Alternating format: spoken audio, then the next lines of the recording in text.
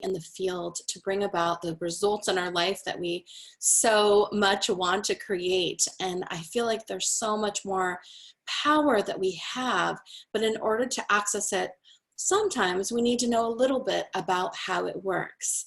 There's mystery and there's faith, and then there's science. And my favorite combination is when mystery and faith and science all come together. Our belief that we are human beings having this amazing experience, and there are so many capacities. And for me, I know that when I understand how and why something works, it allows me to visit it again and again, as well as become intentional about my work. It's such a change to be working on transformation and then to become accountable to my role in what's possible when I'm creating.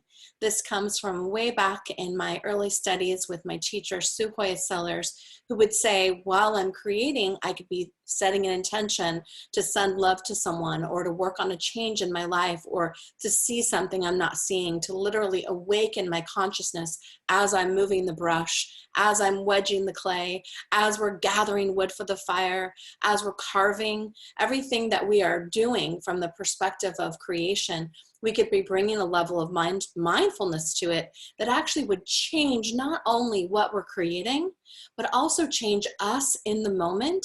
And then those of us who choose to can also quantumly impact others with that kind of awareness.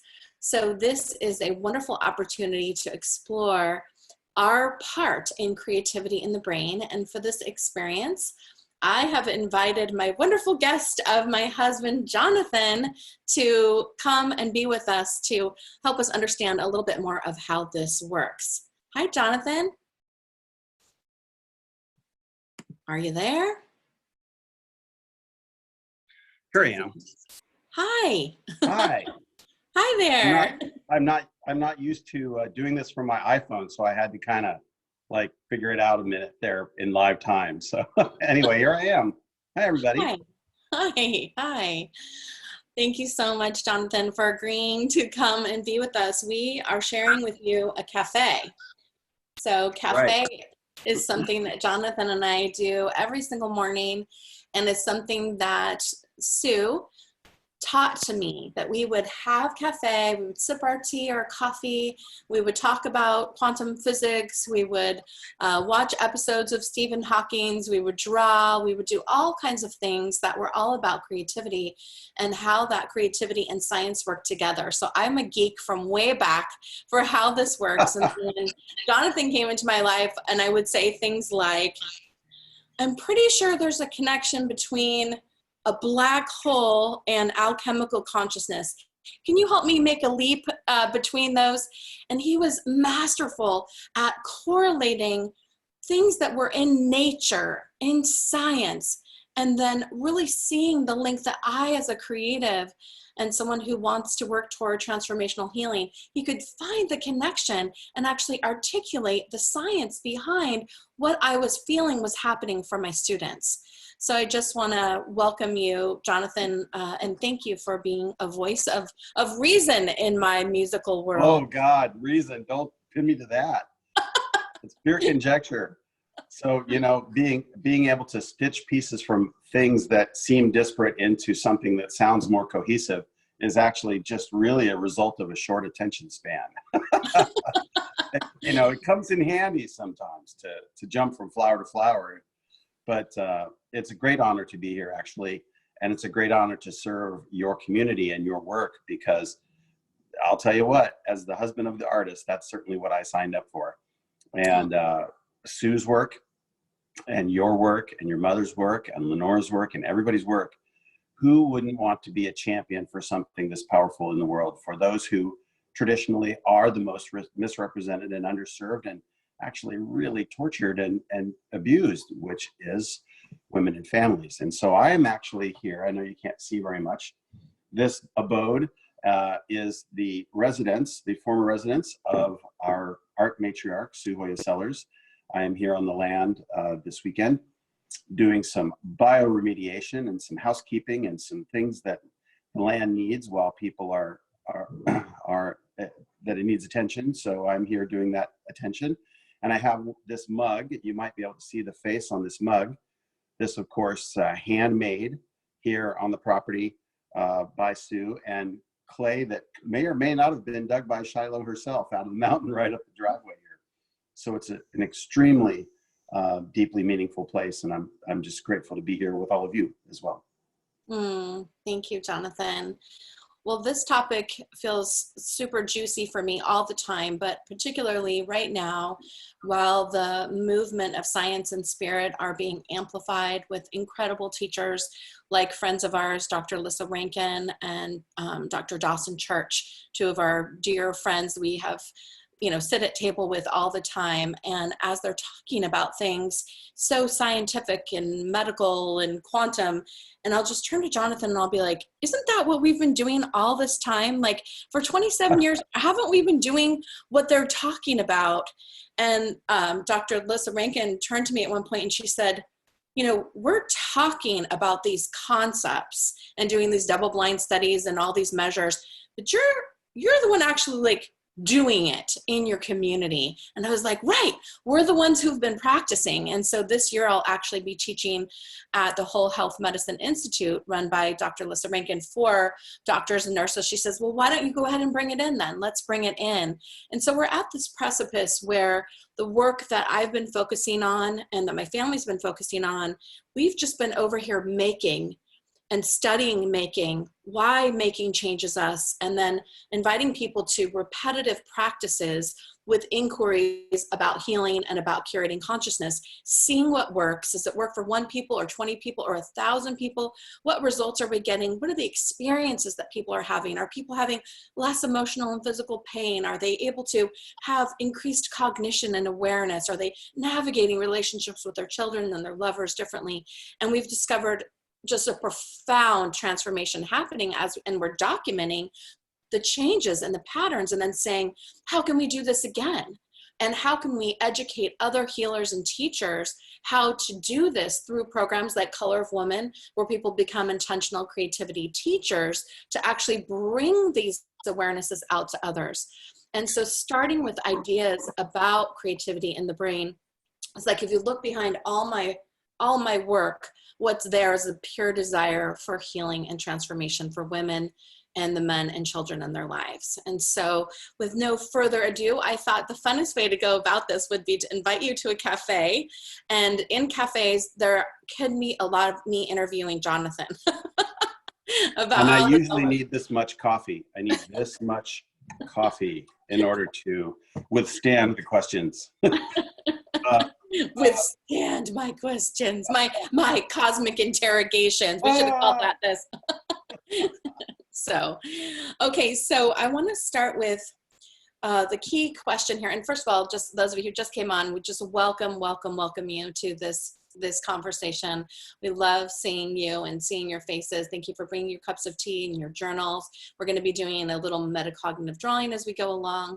And then also we'll be talking a little bit about the offerings for the spring quarter for Musea, Centers for Intentional Creativity.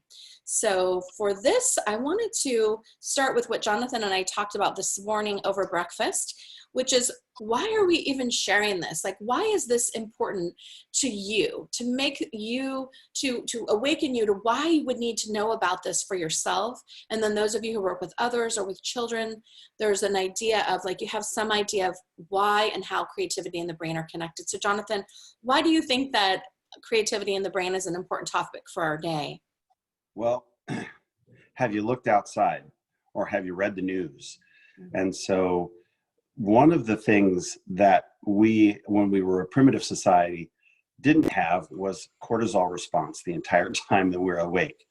And so we're a stressy bunch these days because our fight or flight reflexes were built in their way, excuse me, to handle momentary tension, right? Lion comes, we run away, lion's gone, we're away from the lion. Okay, everybody can chill out. And so our fight or flight reflex was meant for short bursts and not every day, all day of every day at the office day. And so we have a situation wherein what we need, and here's my answer, what we need is resilience. And we need resilience in order to understand, to have awareness and therefore access to those stories, things, chemical balances in our bodies that run the show right now, based on external variable factors, or what Shiloh likes to call the happenings. And the happenings of life need some resilience these days. You need to be able to recoup and recover and understand how they work in your somatic body and how they work in your integrated mind. And additionally, this is about agency over function. And so, you know, your body functions, but you know, if your body is in a sort of response where the tiger's chasing you all day, every day, well, you're going to burn out fast, right? You're going to get tired, you're going to get ill, and this is not going to go well for you if this state remains in place. So what we're doing here is we're actually giving you agency over that. And just like an agent controls an actor's roles, then the author of the story in this case is 100% you, for you, by you, about you, and completely integrated with yourself. And so you have agency over the function, the neurochemical, the neurobiological function of your body. And so you get to be the author of the story, and you get to call the shots, and you get to pick which roles that your character shows up in, other than it being the other way around. Wow. My function body says I have to be in 25 places at once, and I'm losing it. And so we are giving some awareness and therefore access to a way of being and acting and thinking that is perhaps a different perspective than you're used to, and actually has resulted in change for tens of thousands of women that have come through this program. And like I said, it's a great honor to be able to offer that insight, intuitive nature, and also really good science that allows everyone to know what the deal is. Mm-hmm. Thank you for that. One of the things that Jonathan and I have been talking about that is, it feels like it's just emerging in the field, but it's been here for a while, which is the idea that in order to heal, we need to arise out of a field of healing instead of out of a field of pain. And why this is such a controversial topic in a weird way is because a lot of therapeutic approaches still start with pain. Whether you go to the massage therapist who's like, where does the body hurt? Or you're a veteran and you go, you know, to do your check-in so you can get your meds again. And it's like, well, tell us the story again. Like, this is the 20th time. Or classic psychotherapy, you go in and it's like, well, what happened with your mom and dad? Or even trainings like landmark education. It's like, you have to start with mom and dad. You got to start with childhood. And what's interesting over these many years of healing is like, there's been tons of results to get us to where we are, but we don't need to keep doing that same one over and over and over, because if it instigates a trigger or response, then you're in that triggered response, and then the practitioner is trying to get you out of that triggered response in 45 minutes or something, right? And so the question is, how can we, through working with metacognition, through choosing to function from our thoughts and our body, to design healing from a healing response instead of healing from a pain response? And because there's a field, so when you are in pain and you get triggered, it's all around you. It's your physical body and all the space all around you. So trying to heal from a pain response, as we know, is challenging. So when we have some awareness of how the genes in the body work and the brain gets fired and all of these things, then it becomes really obvious that healing arises from a created, healed field. And creativity will drop you into an expanded, more potential for healing, more potential for joy, a little bit more getting off of it. It changes you so quickly. So then all of these other faculties become more available. And I know that this is connected with, Jonathan, the topic that you are so good at talking about is like brain versus mind as it relates to the field. That, yes. So let's, this is largely a conversation about distinctions, right? And these distinctions, this is actually really a good one to talk about, which is brain versus mind. And so you can talk about your brain. And as Dr. Brian Eagleman says in all of his books, the brain is the brain is the brain. He even says it on his TV show, which means that you've got basically 3 pounds of wetware that is arguably the most unbelievable thing that exists in the entire universe. Its computing power, its processing power, its ability to live outside of its own self in complete darkness in there. Trust me, it's dark between here and here, at least in there it is. And so, and making sense of everything that's coming into it, it is a really incredible miracle of nature. As a matter of fact, in 1 cubic centimeter, which is about the size of a dice, right? So if you think about a dice, in 1 cubic centimeter of brain tissue, there are more neural connections than there are stars in the Milky Way galaxy. So imagine the scale that we're talking about and the incredible, infinite complexity of these interconnectednesses that are inside of this 1 cubic centimeter, more than the stars in the Milky Way galaxy. So let's talk about brain versus mind for just a second. So your brain is the function part. Remember we talked about agency versus function. So your brain is the function part. It's a this, then that. It's a computer. It's an input, output. This happens, and then it's processed, and then there's an output. It's kind of a very sexy computer.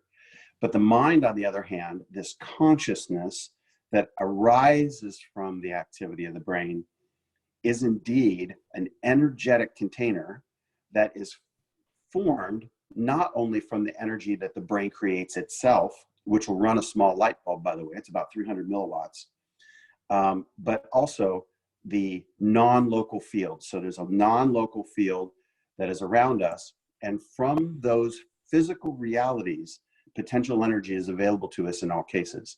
So consciousness, or what I would call mind, arises from a distillation, if you will, or an amalgam or a recipe of things that are not only local, but non-local, because things happen in the field that affect us, that we sense with our sensory organs, like these, and like our hearts, and of course, in our fields.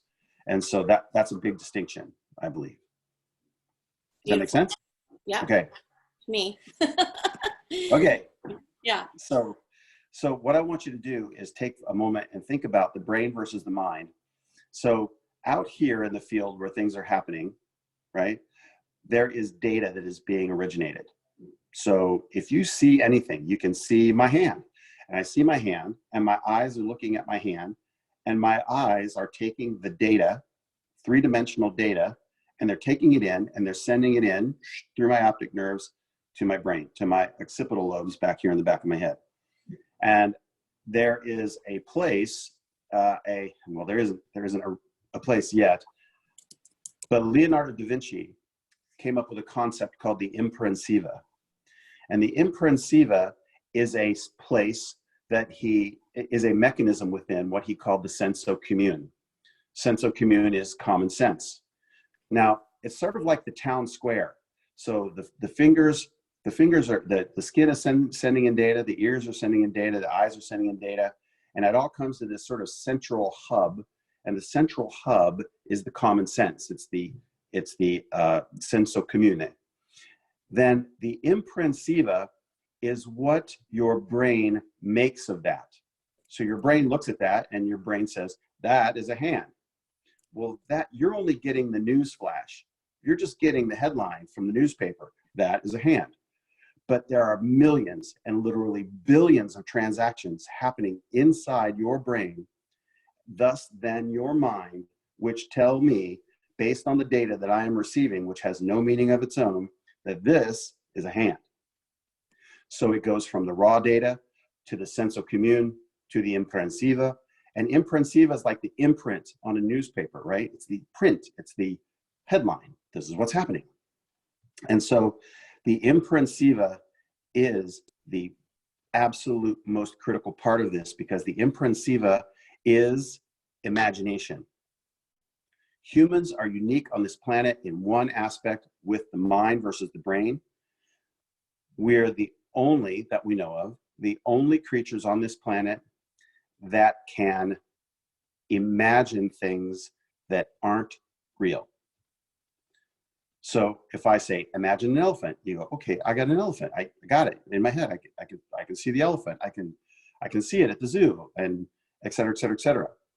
No other animal on this earth can perform that task of creating something in their minds somatically that they can feel and smell and touch. If you kind of go there, go to the ocean, what do you hear? You hear the waves, you hear the waves. Yeah, I hear the waves. It's like nothing's capable of that but us. And in that imagination, that imaginal state, the mind has infinite capacity to not only be, not only construct, not only become aware and have access to, but also in this potential healing state of saying, actually, what I think is what my body will respond to, not the other way around. Because the brain and the mind control your genes, which control the way your body expresses itself and behaves within its external environment. And so what you think is what you can literally become, given the right process and given the right access to the information. And how do you think creativity, and specifically intentional creativity, activates that? Well, creativity is a function of imagination. So that wonderful, unbelievable, incalculably improbable gift that you all have of imagination, thinking about the capacity of one small cubic centimeter of your brain, that unbelievable capacity for imagination also gives you access to creativity. Now, creativity can be functional, and it can also be what I say is illuminatory. So creativity, back when we were hunter and gatherers, right? Creativity meant something that will enhance or secure your survival in that stress response. Well, it could be as simple as, if I climb up the tree, the lion can't get me. You're thinking on your feet, you're thinking fast. And it got more and more and more sophisticated until we've come up with we put, people on the moon and all that other stuff, because that's where it all starts. We creatively approach and solve things that have presented themselves as obstacles or threats or challenges in our environment. Well, now, back then, that was functionary, right? I need to come up with a way to do a couple things. I need to come up with a way to stay alive. I need shelter, I need food, I need water, I need companionship, I need basic things on Maslow's hierarchy. And these days, because of those things in our modern society are handled, most of the cases, for us or at large, now it's more what I would say is illuminatory. And so now we're putting the adornments on the house instead of actually figuring out how to build a house. So when it comes to creativity as a function of imagination, creativity is absolutely necessarily innate in every human being. It can't not be, else we wouldn't be here. It just goes like that. So instead of a threat to us, which we respond to with imagination and creativity, we now have access in this modern world, given the climate that I just spoke about with cortisol and aldosterone and norepinephrine and all these things racing through your body. We have an opportunity here to enhance and harness that power, which is innate in each person, to create an authorship and an agency over the way the story comes out, and thus possibly the way that our bodies respond to that, because whatever happens between here and here and in your field, not locally and non-locally in your mind, your body's going to respond. It can't not, because we're making the chemicals and providing the context under with which this thing responds. And the thing is that there are things, so the key here is that which is possible. So not everything is within the realm of possibility. And so what we say within intentional creativity is, to whatever degree a body, a mind, a spirit, a soul is able to do, let it do. And whatever it can't do, it won't. So we're not even really talking about the miraculous, even though the whole thing is kind of miraculous. Sometimes spontaneous healing happens, sometimes miraculous things happen, but we're talking more about the science aspect, the reality of it. And part of what we're really about in intentional creativity is this awareness that we are capable of so much more in our co-creative capacity. Let's get ourselves at least to that level of what is available within the framework. So for example, if someone who has chronic pain decides to go to the canvas and is asking for 15 minutes of relief from the way they've been experiencing the pain, if that's possible for them and that soul and that body and that alchemical package in that moment, then they're engaged with that possibility, and everything within them that can respond in that moment is, because you're asking, because you're seeing, because you're doing something. You're not just thinking it. In creativity, you're actually doing something, and then you start to see the change on the canvas or whatever the medium you're working with. That idea, that image then translates back through the common senses, the imprensiva, and it experiences it as happening now. So you're painting the resolution, your eyes are seeing it, it goes to the brain, it translates back through the body and out through your hands. So this circuit starts getting created. Whatever is available to move in that moment starts to move if it can, but not everything is ready. We're all about whatever's ready to be healed. And so that's why we do have a lot of spontaneous healings in our community, because people have been working on things for so long that they weren't able to take to the next place, because it involves this very somatic reality of movement. And we mean movement through all kinds of movement, dance and all of that, but particularly the symbolic imaging of a resolution in an image-based format like a canvas is consciousness. So you're externalizing an internal state in a symbolic image that translates a message, and the brain gets the message, oh yeah, I'm healing now. Send this message to the whole body. The body's like, oh great, we're in a healing place. Okay, we're moving into healing. So everything is like, it mobilizes sort of on your command, but not just mind, body is in this space, and therefore things are able to move. It can't not move. And the thing is, if you know it's moving and you're sort of being this observer where you're like, wow, I think I just had 5 minutes of timelessness. What impact is that having on my body? And then in our work, it's a practice. So you do it again and again, and you're like, okay, I'm able to get 5 minutes of relief. I'm able to not think about that tragedy, for an hour. Some people report 4 or 5 hours of not being in different kinds of pain that they were in. Whether or not they can heal a broken leg or clear it completely is totally personal. We're not giving absolutes. What we are giving is some science about the actual potentials. Yep. Is that right? Yeah. Yeah. You're there. And so there's some good distinctions and there's some good ideas and information that came in there. And one is what you said about what's available to be healed will be healed, and that sort of thing. So let's talk for just a second on how does that happen?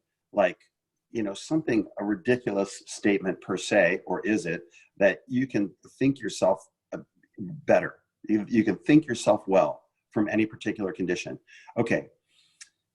When something happens to you, whether this is an illness or an injury, or even it's a psychological event or a physical or emotional event, so now you have this happening. It doesn't matter which road it comes in on, right?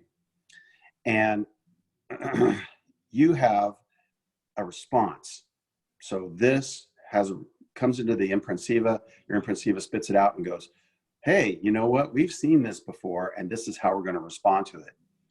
And that's where the roots of PTSD come in, right? Is that you have a sort of canned answer, like on your phone now, they give you you can answer yes, yes, yes. Like they give you canned answers that you can respond to things based on the context of the incoming information. Same deal. Your body does the same thing, largely informed by the past, because your brain's, one of your brains, now your mind, but your brain is hardwired to protect you from the tiger lurking in the bushes. And so it's going to every single time, unless you become the author of that story. So when something happens, what happens? The neural bundles of neurons that are in your brain do what is called, in biological and neurobiological terms, if they fire together, they wire together. And so they create bundles. And this bundle is sort of like a package of responses. Well, if this happens, here's the 10 things we do. And it's sort of like the ox cart in old times, right? The wheel ruts, right? There's the wheel ruts in the middle of the road. The car, you don't even have to hold the wheel of the car. It goes right down the path. It knows exactly what to do. It's done a million times. And so those neurons that are they're entrained to think and respond in a certain way. Now, what happens if we do a couple things? Number one, what if we kind of erase the path and have to make a new path where we might get a very different result? Additionally, the brain through neuroplasticity can be rewired to do a different result with the same wires. It's just like a really super smart house. If you don't ever turn on the lights in the bedroom, ever, your house will harvest the wires and the lights away from the room you never go to and give those resources to somewhere you go all the time. So that's how they bundle together and fire together. Second tier is, now that they're doing this, what happens? You say, oh my God, every time I see this person at work that I don't like I'm flooded with anxiety. I don't want to talk to them. I don't want to think about them. I don't want to, wow, this is a really challenging situation for me when I see this person because, I don't like them or whatever the case may be. So there is what's called epigenetic entraining. I know these are big words. Follow me for just a second. So you see this person at work and all of a sudden you're like, I don't, about this person. What's happening is that your brain is causing your genes that cause the chemicals that make you have a feeling on and off. And you say, wow, I see that person, I feel sick to my stomach. Your stomach got sick to itself because of genes being turned on. And that somatic or body response is in direct relation from you seeing a person that you didn't care for. Well, how did it get from here to your tummy to make you feel upset? Your brain turned on the wires that told the acid enzymes and genes in your stomach lining to put out a little extra acid, and all of a sudden you're feeling pretty sick to your stomach, literally, because of what you're thinking. Same causal chain. Well, if I can do that, you know what? I can undo that. And it's very powerful. It's like when you get into stress response, you start training your body chemically to respond that way every time. And now when you're in it all the time, every day, work, race, rise and grind. And if I don't get there early, I'm not going to get the promotion and and you're living in this rise and grind, like cortisol maelstrom all the time. When you finally get a day off, you're like, your body's like, I need my fix. What do you mean nothing's going on? We need to get drunk or cause trouble, or we need some stimulation here, because you get your body hooked on chemicals. That's what happens. Turns out they're chemicals of your own making. Maybe they're even not. And so if we can do that, we can undo it and we can reverse it. We can modulate the field within which we work so that this is available to us and we're aware of it and we have access to it in a completely different way, knowing that we're the author of the story. We're not the person in the story being told by some third party. Right. And that's a big part of our work in our community, is really starting with story, of agreeing, of you just making the decision for yourself that you are going to be the narrator of your story.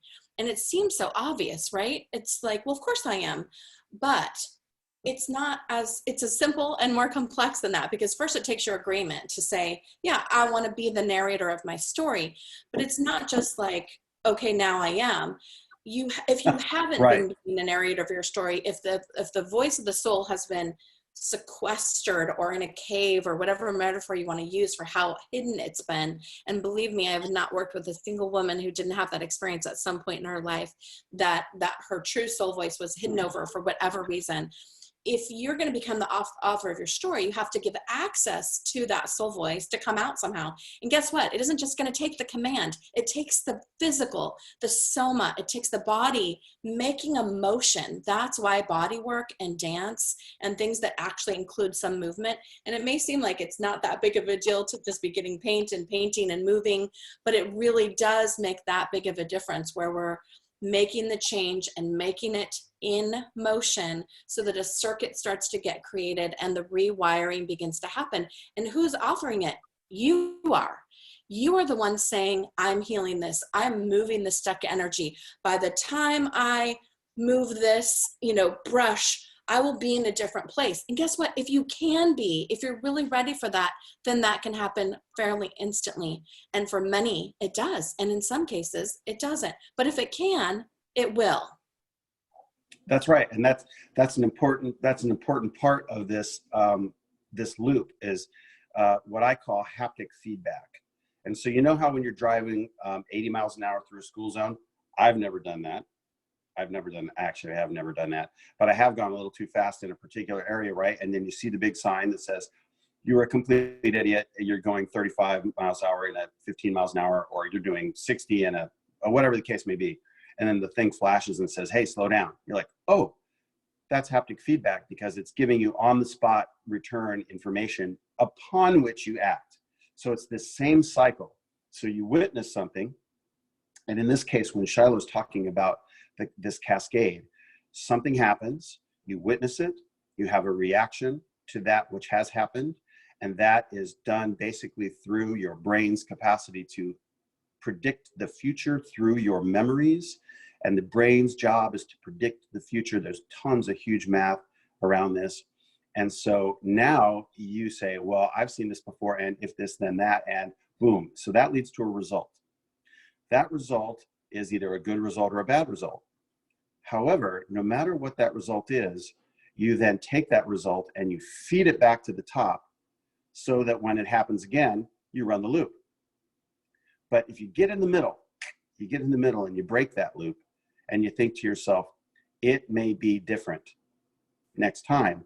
Yep. If I approach it from a different angle, it's like the break, insert creativity and intentional creativity here, then you have access to a different way of being and thinking and acting than as if you had just run the loop. And so many times the act of painting and or writing will be the critical piece with which you can break that loop and give yourself access to coherency meaning balance in all of your systems. And when that comes, it's just like a major football player being in flow state. I don't know what happened. Like the game was over in a minute, and did I play well? And where was I? And I was so focused, and I lost track of time, and it was beautiful. And all of a sudden, they have these unbelievably, incredibly. Pavarotti used to talk about this. He said, "Do you remember singing for the Pope?" He says, "No." But it was the most beautiful thing in the entire world, right? He's like, he can't recall a single thing about it because he was so non-local. His mind was orchestrating. You could have run a nail through his hand or something, right? And he'd be like, huh? Like, he's just not in there. But even though he's completely in there. So this looping effect is what this metacognitive drawing instantly gives you access to. And remember, you've gone through your whole life training your body chemically and emotionally to respond a certain way to certain things. And now you're going to your brain, you're going to stick what in the way? You're going to stick something in there and block my perfectly comfortable way of interpreting the life, the universe, and everything. You're going to mess with that. There may be some resistance and there may not. But if you open the door a little bit, you'll be surprised what's behind it. That's right. That's part of what we do in Color of Woman in the deeper work of intentional creativity. Not only are we painting 5 primary archetypes and shifting our story, but we're actually asking everything to be moved from the way that it has been being held. And you're firing new synapses. And part of what we invite you to do is to repurpose the existing neural pathways that have been previously used through a critical pathway, because the voice of the soul, when it is not listened to, can kind of atrophy, if you will, and the channel starts to become used by this very critical voice, which started as a voice of discernment. This is literally, the critic is literally masking the voice of the soul who is not able to express itself. And this works in science too, but I'm just talking on this angle right now, that I ran this past Dr. Dawson Church, because I was like, okay, let me just make sure that I got this right. And this was from the Insight, the free class that we offer, where I said, is it possible that the same pathways that we have been using, where we've been hearing, you're not good enough, you're never going to make it, you're not lovable, could those same exact shapes in the brain actually be the place where we could start to flood it with new potential information, instead of having to create brand new synapses, which take longer? Like if you're learning to play guitar, it's like, okay, this chord, this chord, this chord, you could play for months, years, and then stop, and then it stops. But then as soon as you start again, the same pathways can start to be activated again. And he said, yes, I mean, absolutely, it can be the same pathways. And this is where intentional creativity comes in, is that we intend that it is. The brain is efficient, wants to be efficient. And so we're actually requesting, okay, brain, I'm about to go do this work. I am requesting that the way that I used to speak to myself and the pathways that was traveling, we're actually going to rework that now. And I'm going to begin to create a deeper connection with the voice of my soul. And through that command and your voice, and then backing it up with painting, that starts to happen. It can't not happen. But what we're doing is we're watching it happen. So the observer effect, where we're really watching, like, wow, I think something just changed. I felt something different. I saw something out of the corner of my eye. This idea I've been working on has just been revealed. So it starts to happen through the brain starting to function in a new way. Because like Dr. Joe Dispenza talks about, if you do the same thing every day and you create these ingrained habits and patterns, the brain isn't going to give you new results. And it needs novelty, stimulation, creation, self-expression. The brain actually needs variation to continue to develop. It actually starts to get sort of calcified in its way of being. Literally, no, it literally calcifies. It loses what's in the plant world, they call it turgor, Turgor, which is the intercellular water pressure. And that is an absolute thing. And so what you're talking about there is that same haptic feedback loop. Now you're harnessing it in a completely different way. It has complete energy to run you, like you're running your story, you're running your thing, you're running yourself through this whole thing. And then by using intentional creativity, you begin to shape the story as it goes around. And then each discovery leads to the next layer of the discovery. And pretty soon, this somatic experience, you have a mind experience, which leads to a brain experience. The brain experience then creates the chemical cascade that allows you to feel the rich emotions that are involved and move the muscles in your body, which is what your brain does, not your mind, your brain. To move the muscles in your body somatically, to create word and to create image, does not matter what the word or the image is. The left and right brain across the corpus callosum cannot argue if you're using word and image at the same time, because they're both busy. They're too busy to fight with each other. It's like kids, right? It's like keep them both busy. And so you get to this output, and this output then reinforces the next part of the conversation, because what comes out of you, both literally and figuratively, you're astonished at. You're like, where the heck did that come from? And then you suddenly amazingly realize there's more. Yes, I love that. I was thinking, Jonathan, about this moment early in my career. This was like 20 years ago now, where there's a woman named Chief Louisa Tish. She's the chief in a Yoruban tradition. And I knew her from the community, and she said she had these giant canvases and that she wasn't a painter. And she wanted to give me these 4x4 foot canvases. And I was like, oh, well, I'll only take them if you let me guide you in a process. And she's like, okay. And she told me a little story about something that had happened. And she shares about this publicly regarding me in this work. So it's not a I've hidden heard it story. from her myself. And so, so I go over there, and there's these giant canvases, and we're outside, and I'm scared because not only it's like 20 years ago, but here's her and another Yoruban woman, and they're just like these, they're both like formidable, big black women, just full garb, like just, and here I am, I'm just like, oh my gosh, like I can't teach you anything. You're my teacher. Are you gonna And I paint on got, that? Are you gonna get paint on that? and they had a cassette player, and they started playing some music, and I was like, let's get out the garden hose, and we like sprayed these canvases, and we're along the fence, and we're playing music, and I'm sort of throwing out these commands of like, now this, and I'd never done it before. Like, it was like my first time doing it this way. It was so ritualistic and powerful, and it was just an hour-long process, and their paintings were astonishing. And in the end, she turned to me and she said, that just healed 40 years right now. Done. It's done. She had an experience with her father where he burned her paintings. And she's told that story. She's told it at Pagan Con, or like these big, huge conferences. Yeah. You know, and she told it on the Shift Network, and she told it in an interview with me of just like how that's possible. And it was her that represented me so that I could teach in the PhD programs when I don't have a PhD. She said, this is the healing that we need in women's spirituality, and this is the person. So she was one of the early people who was like, you and this. We need this. We have to do this. And she would advocate for me year after year because of her experience. And she never stopped painting since then. And I invited her back for our opening stream for Color of Woman 2020. She's going to be with me in studio at Musea. Oh, I love that. That's great.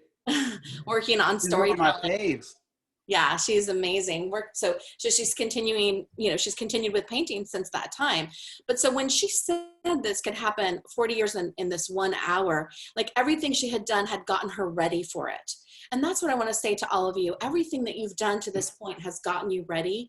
But this next phase is not just about being an artist and being a creative. Those are byproducts of the joy. Creativity is how we're designed as human beings. And I think of as the mind being like an emanation of the physical brain, and love being an emanation of the physical heart, and imagination being this emanation of the internal self and soul. And when that imagination seeks a place to be expressed, and when we're not self-expressed, the critic comes in and cloisters that voice, because you actually have to do something. It's not a concept. And I was thinking about this, like we were watching a Joe Dispenza video, and I was saying to Jonathan, everything he's saying, we do that in intentional creativity. And then we would flash to, like, yeah. Oh, you don't say, huh? So yeah. One of the things he teaches on is how to make a change, you think, do, and then be. And I was like, actually, it shouldn't start with thinking. It should start with the body. It should start with an experience, not go right to brain. So of course I love his work, but I'm also like challenging it in that moment. And when it makes for great TV watching with her, man. She's like, no, it's not that. No, he's got that wrong. He's got that wrong. And then when they would talk about the doing, so if you think of it, the model that he's sharing is thinking, doing, being. Okay, so when they would show the doing, he would talk about doing, they would show yoga poses and meditation, a lot of stillness. And like in the doing, someone should be painting, gardening, throwing pottery, dancing. There has to be some movement. It's not just an extension of visual mindfulness in place. There has to, in the doing part of the transformation, there has to be some kind of self-expression, not a more stillness. Stillness has a feature, but if you're talking about the change being rooted in doing, that word should be creating in my world, because the body and the spirit and the soul needs to get out here and express itself. And at the United Nations, where we go every year, and we're going in March representing intentional. Year number 7, baby. Year 7. That is all a part of what we're there to model, that self-expression, because the United Nations says the self-expression is a basic human right. But guess what? We talk about shelter, water, food, and all these other features of what we need as human beings. But human beings need story. We need a circle. We need creation. We need to be able to, this is how we as human beings have culture. And without culture and without story and without ritual and without tradition, then we become atrophied ourselves as Yeah. cultures. We become So, yeah. so I want to, a couple things. Start First of yelling. all, that's okay. First of all, I'm going to start closing out my portion so you can get to your drawing. And secondly, I want to definitely, before I go, relate what you're saying to this somatic experience. And so what I would encourage all of you out there to do is to think about what somatic experience is. Now, we're not, in no way, shape, or form are we talking any kind of smack about meditation or yoga or any of the, what I call inward arts, right? Because they're all about an internal dialogue and conversation, absolutely meaningful, perfect, and wonderful in every way. Except if you look at the historical record of the human being, when you look at the cultures that had extraordinary advances in philosophical thought or cognitive sciences or mathematics or architecture, you think about, well, how did they arrive at that? They didn't have meditation, well, they might have, or a form of it. They didn't really have yoga per se, unless they were from the Vedic tradition or something like that. So how did they get it done? You know what they did? They went into the forest. They went into the ocean. They had rites of passage. They had, treks over the Himalayas, all kinds of different stuff. And so the message here is that, like when I was a kid, right? Like when I would think, when I wanted to work something out directly I got on my bicycle and I went to the woods, and you wouldn't see me until it was about half an hour after I should have been home at dark. And me and the crawdads were working it out in the creek, right? And I was turning over stones, and I was rolling up and down hills, and I was working it out, which is the same thing as kind of going to the gym, if you will. But these days, but the idea here is that if I am gaining authorship of the story for me, who's going to tell my toes? Who's going to tell the ends of my fingers? Who's going to tell the middle of my back? Is this body in its entirety, in its holistic nature, every single part of my earlobe, everything is like, am I getting everybody into this? Or is it only going to be from here to here? Yeah. And so I think that there's extraordinary secondary benefit from involving the whole team in this, because everybody wins. Yeah, I love that. And Jonathan I just wanted to share a little bit. I didn't give you a proper introduction, but just to say that Jonathan grew I'm up the husband of the artist. That's right. But he grew up on a dairy farm in West Virginia and then went into the military as a pararescueman, jumping out of airplanes. So I'll let you tell a little bit about your story so they know who you are, and then you can jump off. I wasn't smart enough to drive the airplane, so I had to jump out the back end, is the way I put it. So yeah, dairy farm, West Virginia. The nearest town was 8 miles away, and it had 450 people in it. So rural. That's why I could go out in the woods and not see a soul all day. But short story. So yeah, farm kid in West Virginia. I escaped and joined the military. And I was in the military for almost 8 years. I was a pararescueman, 2 tours in Somalia and 2 tours in Southeast Asia, and got shot down in a helicopter crash, going to get some people that were in harm's way. And the injuries that resulted from that incident got me retired. So President Reagan was like, thank you very much, and hit the bricks. And so I was retired. And then I started washing dishes in a San Francisco soup kitchen because I couldn't find work. I mean, I had no skills that anybody wanted anymore, either saving people or shooting people. And so, and if they wanted those kind of skills, I wasn't interested. And so I then started washing dishes and eventually asked a lot of questions and got in people's way long enough that they made me the sous chef. And then I went on to have a culinary career as a chef and restaurateur up until 2007-8. I owned 3 restaurants in Vegas and 3 restaurants in Dallas, and then a partnership of 2 with some other businesses in Las Vegas until 2008.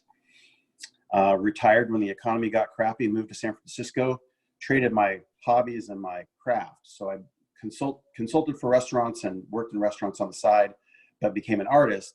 And when I became an artist, I met another artist named Shiloh Sophia, and the art worked. The whole art thing worked out for me pretty good, actually.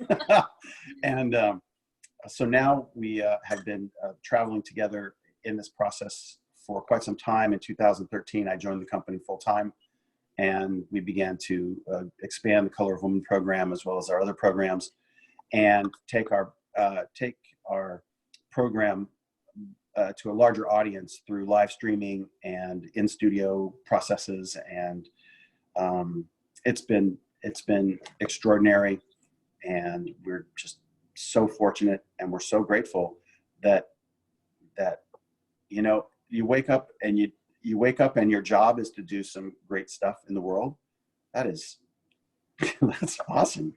It's awesome. I mean, it's not that, making tacos for people and stuff before was, such a terrible thing. I love the service industry, but this service is exquisite, and I'm so grateful for it. Well, we're grateful for your support. I know that the women and the men connected with the women in our intentional creativity community are so grateful for your presence and just helping articulate, especially after Sue passed, because when Sue was here, I would ask her a lot of the geeky science questions about how do you shift your consciousness when you're moving the paintbrush? And so now that she's She'd say, milk the goats. Yeah, she was very much chop wood, carry water kind of worker bee. But I feel like, Jonathan's experience lends itself so well to our work. And also those of you who are either applying for Color of Women or in Color of Women, anyone who needs financing for anything, Jonathan, that's the person that you talk to. And he also, has had his own pretty serious work with PTSD after getting shot out of an airplane. Like, I still dig shrapnel out of his body, it's like. She lacquered. She got a piece of shrapnel out of my arm about, a few months ago. And she ran into the studio, and I'm like, where are you going with that? She's like, I'm lacquering it into this painting. I'm like, okay. Include everything. So you've had your own experience with PTSD and your incredible transformation with it before you ever met me, and then in the first couple of years of our togetherness, using your own creative process, because he's also a poet and an unbelievable artistic chef and winemaker and a technical wizard and all this.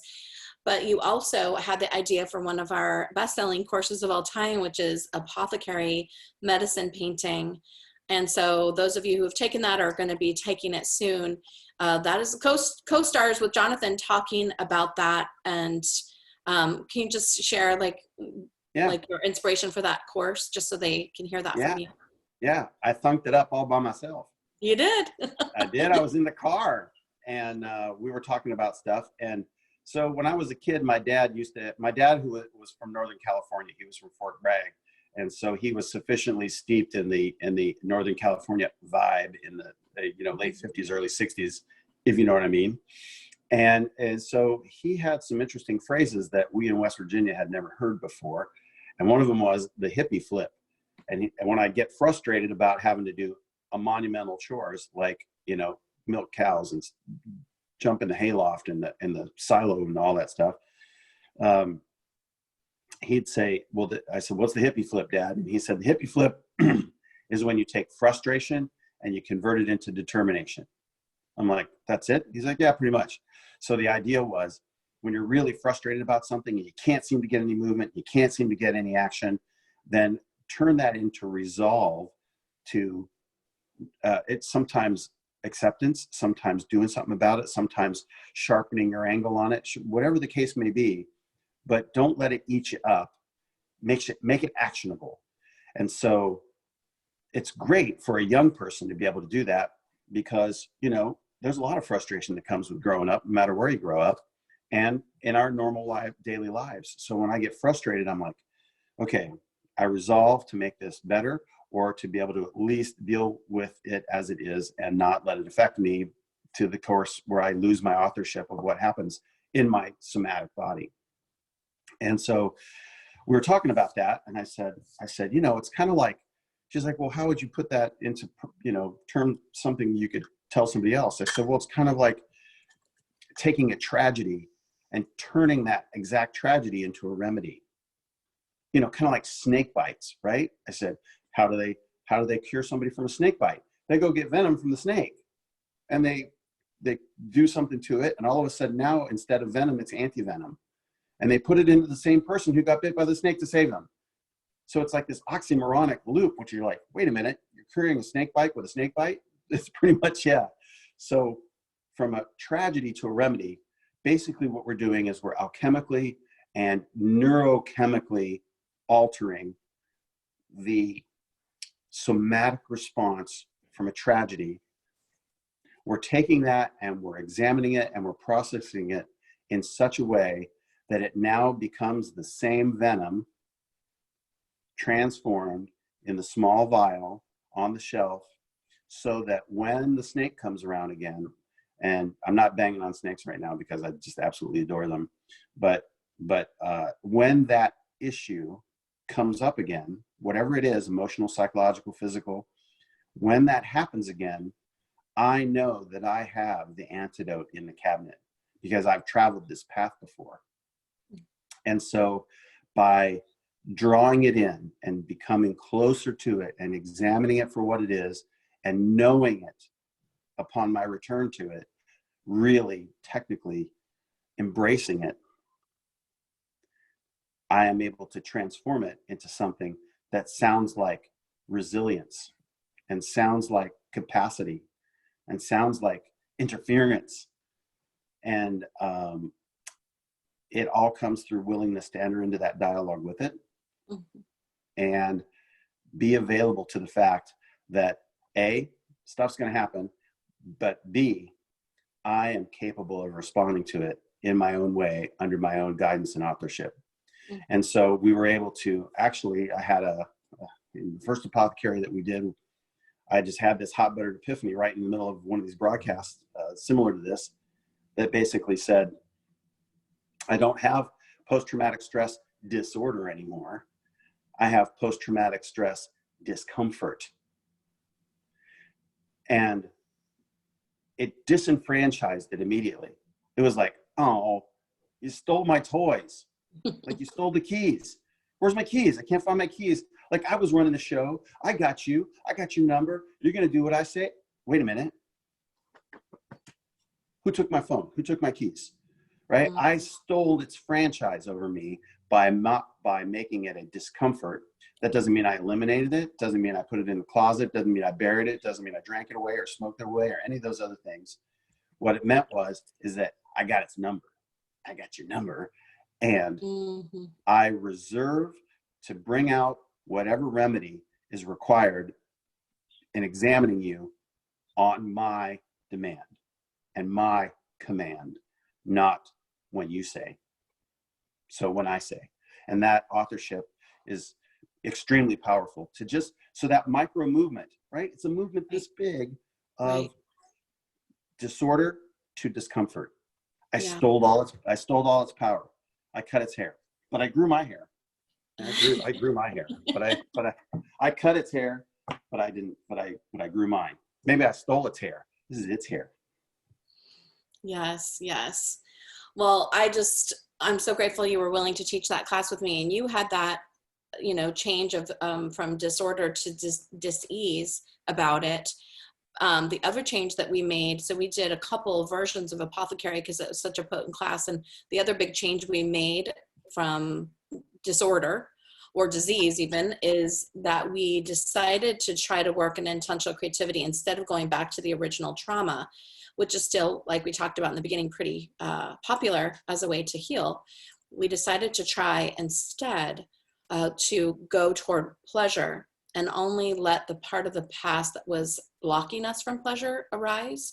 So it really narrowed the field of what came up. If you just go back to trauma and childhood, it just opens this whole thing. No, right? You don't need Pandora's box, man. You eat the dinosaur one bite at a time. So that was a big change we made also in the community was, okay, instead of going So back to the trauma, let's go to the pleasure and only bring up the pain that's specifically blocking the pleasure or the creation of the future. Will it be as powerful if we don't start from pain? And the results were different. I will say moving into pleasure instead of starting from pain did create different results. I think they were just as powerful, but less triggering because it actually narrowed down the scope. But this is still really new. Yeah. So anyway, from moving from pain to pleasure. It is extremely important that what you're saying is extremely important because every marketer on the planet comes from the pain point, right? Are you tired? Are you frustrated? Do your feet hurt? Does your job suck? Are you having trouble at home? Are your kids brats? Blah, blah, blah, blah, blah, right? The conversation opener is, do you have swollen ankles? I mean, we're crazy. It's like, what? And it's like, of course, everybody's going to say, well, yeah, because we live in a modern world and all those things happen to everybody all the time. So they use that as the gateway, as the opener, right? And I love Shiloh's mother, who would say, why do all your friends write me and say, you know, are you tired? Are you stressed out? She's like, no, I'm none of those things. Who the hell are you talking to? And so we talk about that, and it's a psychological shortcut to get you access to the things that suck. And the things that suck are the things you want to work on the most.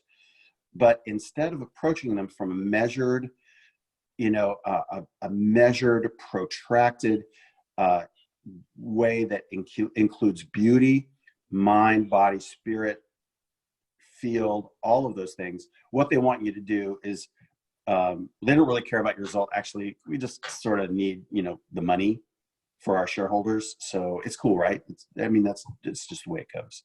So we're really anti-establishment in a lot of ways around this because we have a vested interest in making sure you're well, and that this medicine that we carry, this work that we do, actually does what we really signed up to make it do, which is heal people and give them access to a way of being and acting that gives them joy and happiness and wellness. And leading into possibility instead of leaning, going with the pain point. Let's go with the possibility or the pleasure point and let intelligent, conscious people choose that for themselves. We don't need you to come work with us because because your life sucks. Right. We want to invite you because we're going to create an expansion together. So pain's this big and it takes this long, kind of, right? But possibility is limitless. Yeah. It's infinite, right? And so I'm a person that lives with pain every day. Like all the metals and metal screws and pins and all the stuff in my back and all the shrapnel and all I'm creaky. I'm creaky. And there's never a moment of the day or night that I don't have pain. But I have a relationship with it that allows me to have access to where it doesn't disable or disenfranchise me at all. I mean, yeah, it's kind of niggly, but it's okay. It doesn't run your life or define you. I earned it. No, it certainly doesn't. And so pain in most cases, especially compared to the infinite nature of creativity and possibility, even quantum possibility, which is all choices, no choices are a subset of the choices, is very small in comparison. So it's sort of like a mountain or a molehill, right? So the one's a molehill, the other's a mountain. Yeah. Well, Jonathan, thank you so much for joining us for this. Peace. It was wonderful having you. Anything you want to say in completion? I'm going to be staying on and leading you in a little process here, but anything you want to say in completion? Just gratitude, especially for you, dear. And by the way, that sun is ripping through that window and it's making the top part of your face dark and the bottom part of your face light. So when you're doing your makeup, I haven't been looking at me. when you're drawing, keep that in mind. Okay. There you go. And I'm going to keep plugging away. I have a shovel waiting on me right outside, and I'm going to go do that. And you all have a wonderful day. And it has been an extraordinary experience to be here with you. Thank you, Jonathan. Thank you, thank you, thank you. Yeah, this is like our session of Pinky and the Brain. That's what I told what Shiloh was going to be. This was Pinky and the Brain today. And I'm like, what are we going to do today, Brain? Same thing we do every day, Pinky. Try to take over the world. Thank you, Jonathan. Bye. Thanks everyone so much for joining us for this. I want to lead us in a metacognitive process, and I also just want to thank intentional creativity teachers and intentional creativity coaches who are with us on the call. It's always so honoring to have you. I just feel loved and supported by your presence. And thank you, Trisha, for running the call, and Sarah for the technology. And let's do a creative process. So if you have a pen and paper, go ahead and get that. And if you don't, then you can just use your finger to draw in space, because that works too. All right. So I'd love for you to notice what has been coming up for you while we've been together. Is there a thread where a thought keeps happening, or you've been thinking about a particular pain, or something that you haven't been able to heal, you know, something you disagree with? Like, what is the primary thought? And if you just close your eyes and open your visionary screen, and use your hands to open your visionary screen. So I do that like this. I sort of start like this, and I just open up my screen, just using this physical motion. And that also mirrors my right and left brain. So I open it up and just say, what am I dealing with right now? Like, what's arising for me? Just see, feel, hear, look, imagine, and see what presents itself. What am I dealing with? What's arising?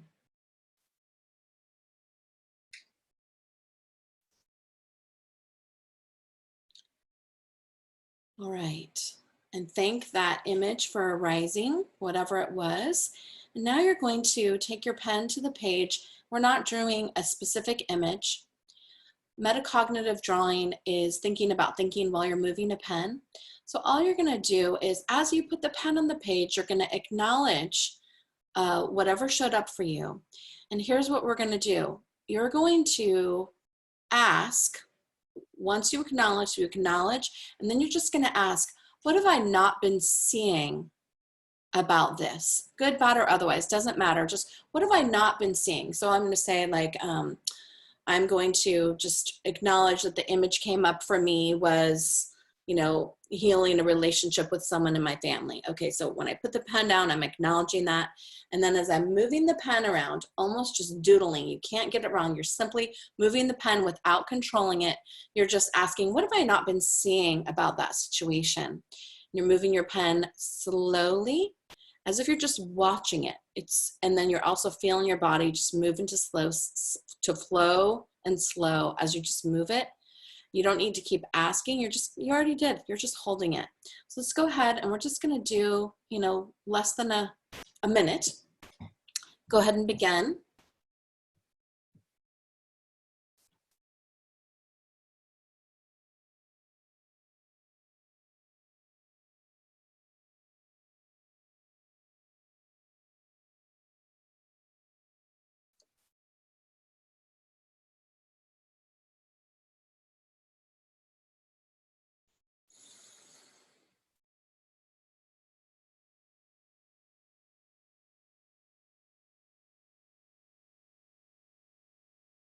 Eyes open is fine. Yeah, just eyes open is fine. You had your eyes closed to see the image.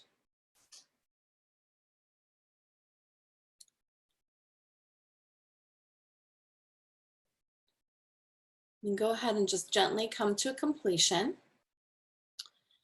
And either turn the page over or turn the pen and write the words, what I haven't been seeing about this is, and then fill in the blank. Whatever comes, just let it come.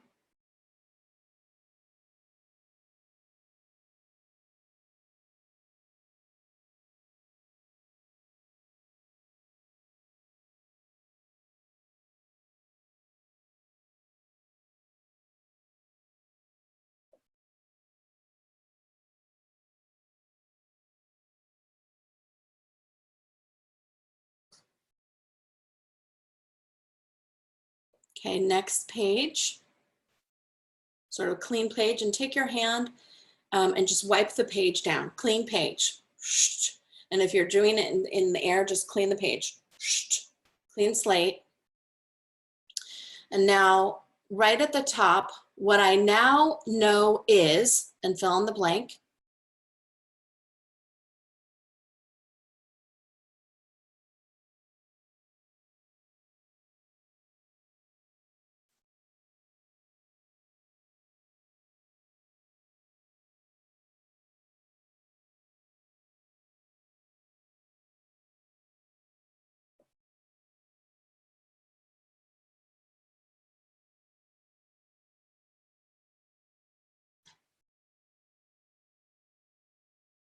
Okay, and now you're going to draw on this page, and with this doodle, it's sort of like a spiral. You're starting in the middle and you're just sort of moving around in circular spirally shapes as you say something to yourself like, this knowledge is now mine. And in an advanced version, like, in this moment, I'm rewiring my brain that I have this awareness, I have this knowledge. And so by doing this little drawing, you're ingraining this and creating a new pathway, moving from the thing that arose to gaining more clarity to now owning it. You're owning this new insight.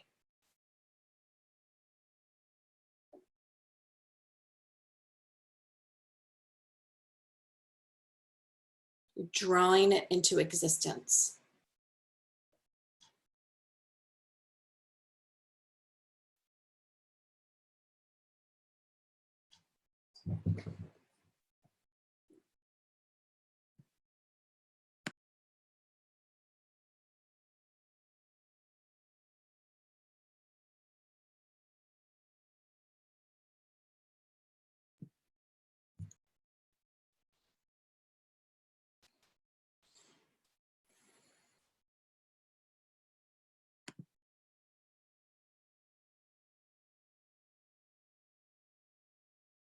Okay, so just be with me a moment in pure presence, just like as present as you've ever been in this moment, because this is that moment for all of us.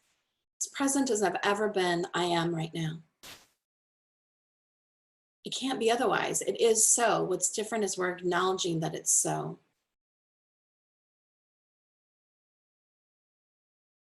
This kind of access belongs to me. I have access to my interior knowings and my capacity to heal. I have a relationship, a co-creative relationship with my brain, my body, and my field.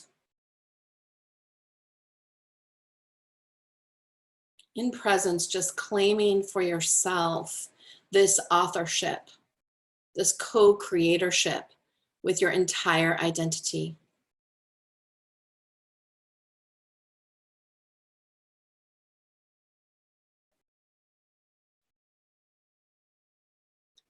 And just letting this awareness ripple out to your field, just as if it's just rippling all around you. And go ahead and take your hands and just draw this wonderful bubble egg around you. It's like everything that I need to integrate, what's happened on this call, everything that is coming through that I choose to integrate, I am.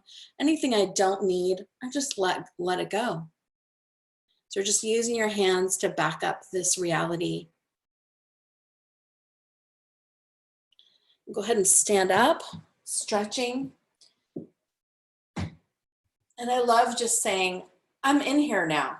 I'm in here now. Like, I am in here now. And then when I say it, I get chills sometimes. I feel like laughing. I feel different parts of my cellular structure start to pop. Just like, and in these moments, there is no pain and there is no past or future. There's just this pure, strong, resilient beingness. Like, I am in here.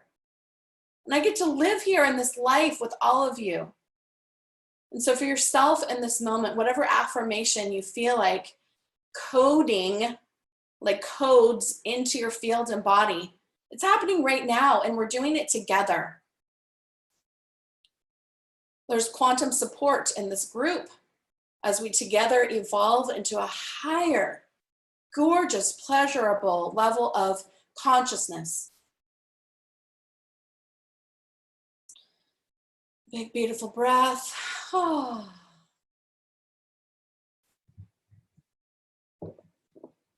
Then coming back into circle.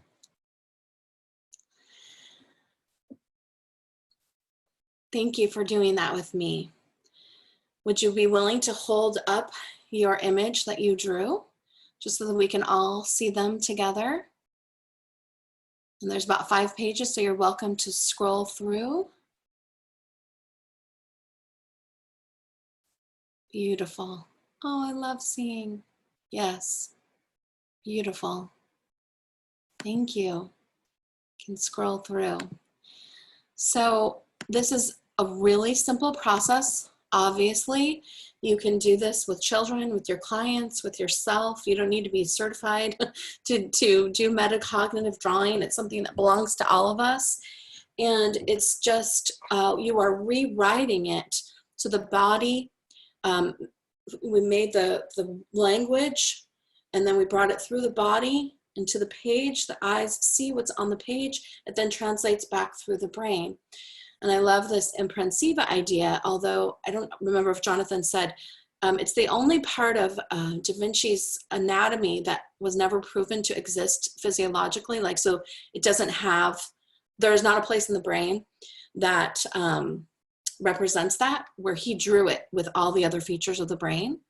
And I always ask, like, well, did we have it and now we don't because we didn't use it?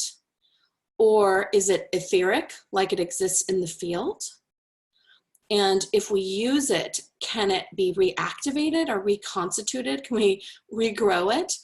But more than that, what came up for me in this idea of imprensiva, since it's all the senses, so everything that you're experiencing out in the world, what you see, what you smell, what you taste, the pleasures of the senses, have this place where they get processed and imprinted and then translate that information to the body. When I saw that word and I saw that drawing, I was like, I have been missing that. That is like a place of creation where everything goes in, and whether it exists or not almost doesn't matter, because I have used the concept as a central senso commune, common sense anatomically, that there's a place where everything that's happening around me is coming in and being processed and then translated through me. Never more powerful for pleasure to be part of the moderation of the physical pain and emotional. We literally, in intentional creativity, delight the senses so that we can begin to moderate our relationship with how we're experiencing pain. So our point of origin is pleasure through the senses that we see, feel, hear, and choose to engage. And creativity is the engagement of the senses in matter-based time to literally make. And for a lot of us, there's a lot of joy. When I paint and draw after all these years, I feel bliss. I feel a little, that, curling edge of orgasmic where I'm just like, whoa, like that's like, wow, that just painting and drawing. And it gets more instead of less. So I never get used to the feeling. I'm always blown away by the curve up of just like, wow. And if this is possible for me, and I do it all the time, then this is possible for a lot more of us, and a lot of us who are teachers and educators can be using this in our work with others. So thank you, dear ones, so much for this. We're going to give away a free gift right now. So I'm going to scroll through and then close my eyes and pick someone, and whoever gets picked, you get a $300 credit toward any intentional creativity course. If you feel like posting some of your images and comments on the Red Thread Cafe Classroom, you're certainly welcome to do that. And we've put a link if there are classes that you are interested in taking. Those are available at schoolofintentionalcreativity.org. We have a live stream coming up Saturday. We have Color of Woman closing, enrollment closing tomorrow. We still have maybe 3 spots left if you want to learn how to do this and be an intentional creativity teacher. There's just tons of ways to engage with us, and most of all in the classroom, our free place. So I'm going to close my eyes and choose now. I have to go through the screens. Elizabeth Fritz, it's you. Congratulations. So Sarah will reach out to you and you can apply that $300 towards anything that you want. So thank you so much. Trisha, was there anything else we said we were going to do? I have a brief closing, but I just want to know if there's anything else we said. No, I think you covered it. That was a lot. Thank you for a lot. We started with 111 people on this, and then it flared up, and now we're back to 111. And then we had 555 people registered. So we're just watching these crazy, wonderful numbers. So thank you so much, everyone, for being a part of this experience. Most of all, we're a tribe of creative beings who this is our common language, is self-expression. And we have photographers and poets and dancers and chefs and gardeners. We have, of course, a huge emphasis on painting, because that's what Sue taught me to do to learn about my consciousness, was to make image through painting. But all forms of creativity are welcome inside this experience.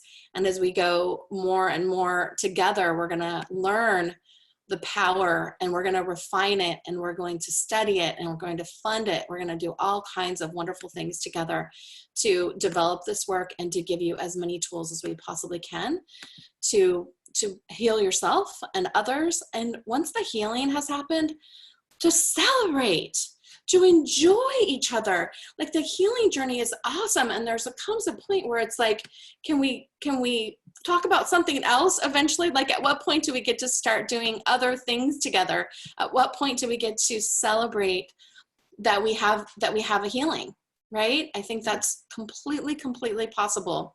I thought I would share just a couple of statistics with you from our own research. This is from a couple years ago, that 82% of people in the community said that their story has changed since doing intentional creativity. Someone else said that they healed past generations from their family through creativity. Over 80% of women felt transformation in physical, emotional, or sexual trauma. 83% said their self-confidence has increased from doing this work. 81% said that intentional creativity, they found it more healing than other processes that they have tried. To what degree has your relationship with your inner critic changed? 84%. I mean, we have such incredible results. And this one I love. How likely would you be to recommend intentional creativity to others as a way to work through life's challenges and celebrations? 93%. And this says, someone says, you don't have to be an artist to do this work or have talent. This is for everyone. It's so easy, and it helps people get through the rough places. And I feel like, while all the science and the quantumness is behind it, mostly what I want is to help people get through the rough places in life. And that is what my family did for women when I was growing up. That's what we did. That's who I am. That's what I care about. And that's where my joy is doing these healing journeys and then moving to the place where you're healed enough to become educators and leaders inside of your own community, because we need you. We need you to be well enough that your cup is overflowing, that you desire to bring others into your circle. We need that. I would say, if someone asked me, what is the most powerful thing that women can do today, I would say, do the work to heal so that you can become an educator and a guide for others. As many circles as we can have, that's what we're going for. And we're here for you. Our tribe is designed to be forever. That's how we created it. We have our plan so far is a 100-year plan. We're on year 16 from a legal perspective. We founded this legally so we could go on. We're just getting started. And it's not a class that ends. It's something that is a community that just goes on. And I hope you can feel the quantum connectivity, meaning that whether you know me or not, or have ever met me, that you can feel that this love is present and this love is here. So we're very grateful for each of you. Thank you so much for being a part of it. And we'll send you out transcripts and additional links and things like that. And feel free to join us for anything that strikes your fancy and makes your muse jump for joy. So thank you so much. Mwah. Just cherishing all of you. Thank you for being a part of this. What a joy. Thank you. Do you want to open our lines, Trisha?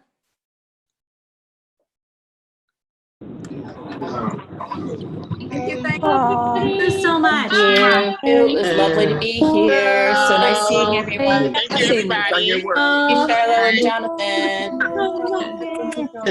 Trisha and everybody. Thank you. Tayo makinig sa Wonderful to all be calling out and love together. Thank you, Shiloh. Stay. Thank you. Bliss. Appreciation. Greetings from forever. Heart filling. Thank you.